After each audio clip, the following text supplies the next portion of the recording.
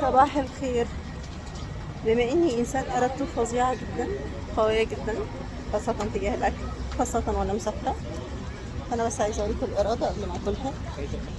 ده حاجه شبه الكيك كده، بس هي الحلويات والمخبوزات في تركيا محتاجه حد ارادته من حديد عشان يقاومها، وانا الحقيقه مش جايه اجاهد نفسي هنا. ولانك هتشوف في تركيا حلويات عمرك ما شفت زيها قبل كده، فلو عامل دايت ما تجيش تركيا احسن.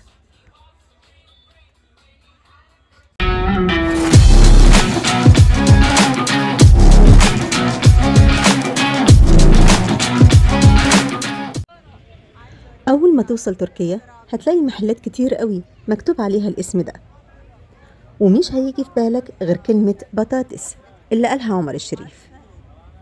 وبعدين هتكتشف إنها مجرد بطاطا مشوية جواها قد 10 20 30 صنف كده، وبيسموها في تركيا كومبير، ودي أشهر وأغرب أكلة في تركيا.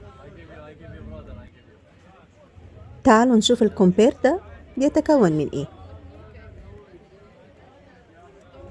بس خد بالك، لازم تكون ماكلتش على الأقل بقالك 3 أيام قبل ما تاكل أكلة زي دي.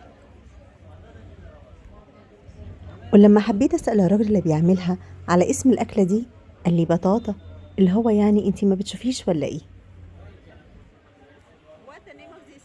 What the name of this? What is this? Yes. Potato. Just. لا بيسموها حاجة تانية هنا. أما سعر الأكلة دي فهو 145 ليرة.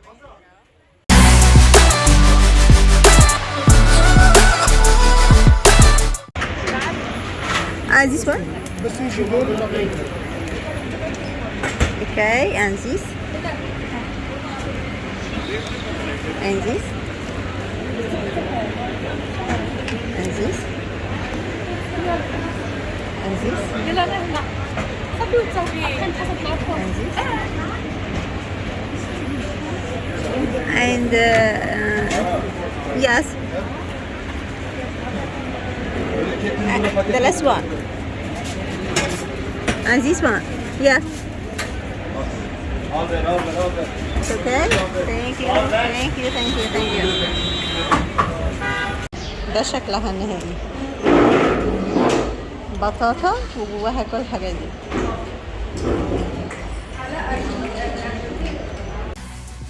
أنا إيمان الأشراف. أشوفكم في حكاية جديدة.